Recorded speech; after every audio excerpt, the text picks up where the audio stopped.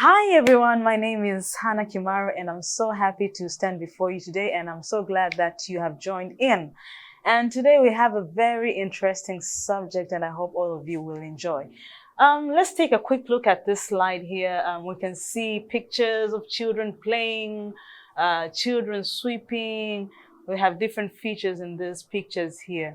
Can anyone predict what we're gonna learn today? We have a very interesting story. A very interesting topic, and it's called teaching children through stories. I believe each and every one of us has gone through childhood. So we believe that as teachers that children can learn through stories. So I'll be presenting this topic today, teaching children through stories. And I believe that at the end of the day, at the end of the lesson, we'll be able to know what stories are and what are the types of stories. We'll know the characteristics of good stories, but also we will be able to identify the proper ways to integrate stories in the classroom. Let's take a quick look here. Can anyone recall any childhood story?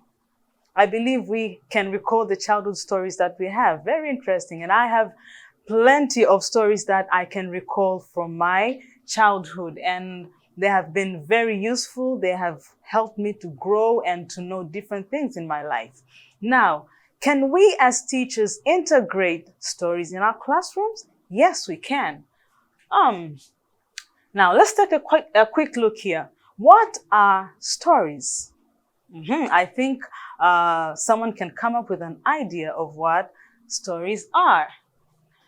A story is a connected series of events told through words, either written or spoken. So stories are connection of interrelated events that are either written or spoken. So as teachers, we can narrate stories either in a written form or in a spoken form.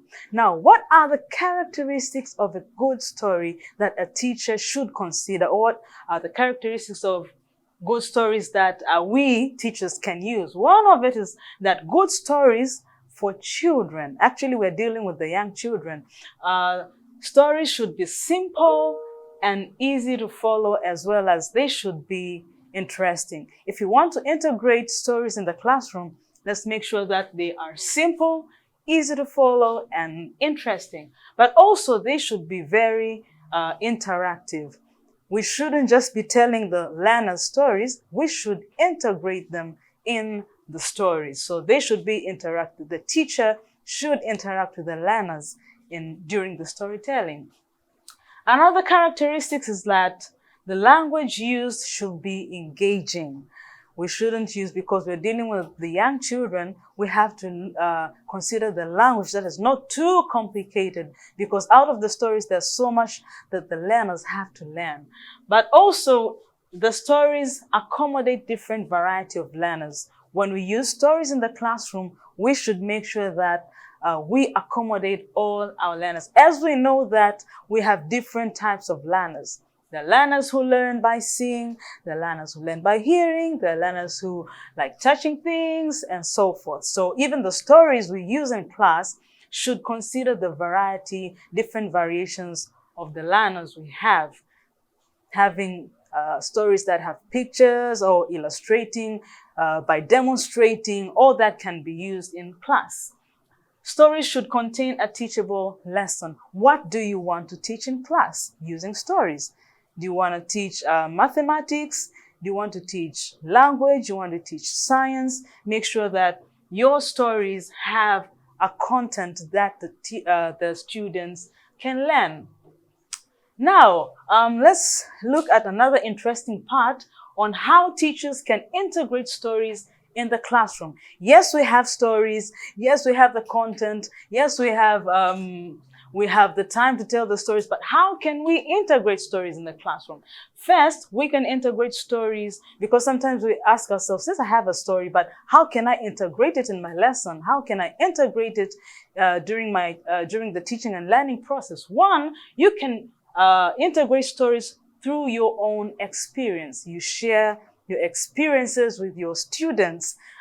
Stories can be told out of experience. Like maybe I woke up in the morning, or maybe I did this and did that, just from a personal experience as a teacher. But also through, when introducing a new topic, you can use stories. That now I want to teach mathematics and I have this topic ahead of me. Now you introduce the topic through a story. And sometimes the students can predict through the story. What else? We can also use a story to present a concept.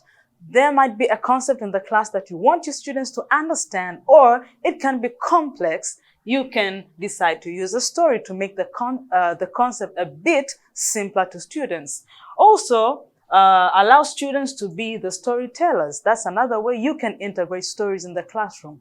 Sometimes we usually ask ourselves, can children tell stories? Yes, they can. So we can allow students to be part of the storytelling or story reading or whatever it is. But also we can use wordless books. Some stories can have few words, they can have, but a lot of illustration, because young children like seeing a lot.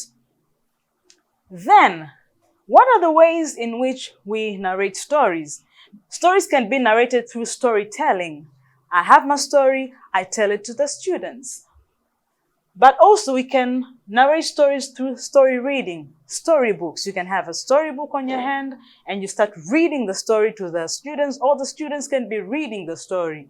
But also we have narration of stories through songs. Actually, I love singing, so sometimes you can use a song like, this morning as I walked to school, I sang a happy song. Dum-dee-dee-dee-dee, dum-dee-dee-dee-dee, as I walked alone. I met a friend and said, hello, come and walk with me. Dum-dee-dee-dee-dee, dum-dee-dee-dee-dee, as I walked alone. So the learners learn their daily routines and all the stuff through the song. Now, we have a question here, and I talked about it a few seconds ago, that can students create stories? Yes, students can create stories. So we might think that they cannot, but they can create stories. How can they create stories? They can create stories from their experiences.